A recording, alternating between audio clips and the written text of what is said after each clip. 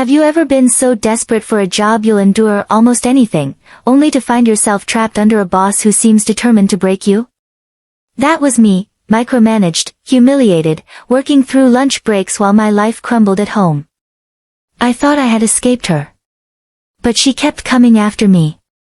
Until one day, I found myself sitting 2 levels above her, with the power to end her reign of terror. If you've ever had a toxic boss or felt powerless at work, you're going to love this story. It starts with humiliation and ends with one of the most satisfying real-life workplace revenges you'll ever hear. Hit like, subscribe for more stories of karma and justice, and let's dive in. I remember sitting at my kitchen table, head in my hands, scrolling through job postings like it was my only lifeline. Because it was. My husband and I had both been laid off within weeks of each other. Bills were piling up. At night, we'd whisper about which expense to skip, groceries, medication, or the mortgage. So when a recruiter called with an offer, even a step down from my old job, I grabbed it. The pay wasn't great, but the manager and team seemed warm in the interviews. For a few days, it felt like hope. My official manager was Gary, a soft-spoken guy who seemed genuinely busy but kind. Because of his schedule, he temporarily handed me over to another manager, Jane. I was supposed to be a bridge between my team and hers. In reality, I was about to become her personal punching bag. Enter Jane, the antagonist. From day one, Jane exuded control. Not the steady, competent kind, the kind that prowls for weakness. She'd loom over my desk during lunch. "Oh, you're eating. That report should have been done an hour ago." She would call me at 11 p.m. on weekends, her voice syrupy and fake sweet. "This is urgent. I need you to," and then it would be something trivial, like rearranging a meeting invite. But the worst wasn't the work. It was the way she talked to me. Whispered jabs about my weight. "You're quite big for your race, aren't you?" Said like a joke, but always in front of someone. Little cuts, day after day. I filled 3 pages in a notebook with her comments. 3 pages.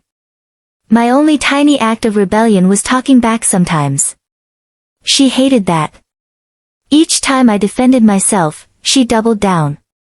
I stayed because we had no choice. Rent doesn't care if your boss is toxic. Breaking point. It happened on a Friday afternoon. My phone buzzed. My family back home was going through a tragedy. My stomach knotted. Before I could breathe, Jane was at my desk again, shrill over something so petty I barely processed it, a meeting invite missing someone she never told me about. "You're completely incompetent," she hissed. "Do you even know how to do your job?" I broke. Tears burned behind my eyes as I fled to an empty conference room and called Gary. My voice shook. "I can't do this anymore." He didn't sound surprised. "Half her team has quit," he said quietly. "Come work directly under me. Today. Just pack up and move." Relief washed over me. I thought, finally, I'm safe. But Jane wasn't done. For a few weeks, things were calmer. Gary shielded me. But Jane still hovered, firing off snippy emails, copying half the department. When I ignored her, she marched to my desk one day, loud enough for the office to hear. "She's not even qualified for this role. Gary just handed her this job because she cried." Gary heard. He stepped out, face red. "That's enough, Jane." But even after that public scolding, the emails, the digs, the gossip kept coming. My chest would tighten every morning when I opened my inbox. 2 months in, I snapped. I typed my resignation letter, stapled my 3 pages of Jane's comments, and CC'd everyone relevant. Gary begged me to stay, offered accommodations, a new title, flexible hours. But Jane was still there, still provoking from afar. "The only way I'll stay is if she goes," I told him. "She's not under my authority," he said, helpless. Her manager was overseas. HR had multiple complaints, at least 5 formal ones, and nothing had happened. So I left. Loudly. Without shame. I told everyone exactly why. The dark months. Those next 3 months were some of the hardest of my life. Nights when dinner was just bread slices so we could make the mortgage. Medical bills. A funeral. Even after my husband found a job, we were drowning in debt. I applied for 5 to 10 jobs a day, sometimes 20. Each rejection chipped away at me. Jane's voice haunted me, "You're not qualified."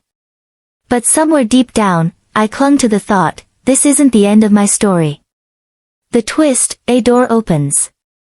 One morning, scrolling through LinkedIn, I saw a headline, a big shot from one of my old companies was joining the very company I had just left. My heart leapt. We'd worked closely before. I had his number. I sent a quick, polite text, "Congrats on the new role. Let me know if you want any insider insights." He replied within minutes. We had a quick call. I gave him an honest rundown, the good, the bad, where I thought they could innovate. At the end, his voice shifted. "Actually, would you consider coming back?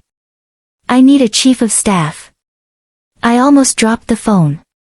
Chief of staff. I said yes. Revenge brewing.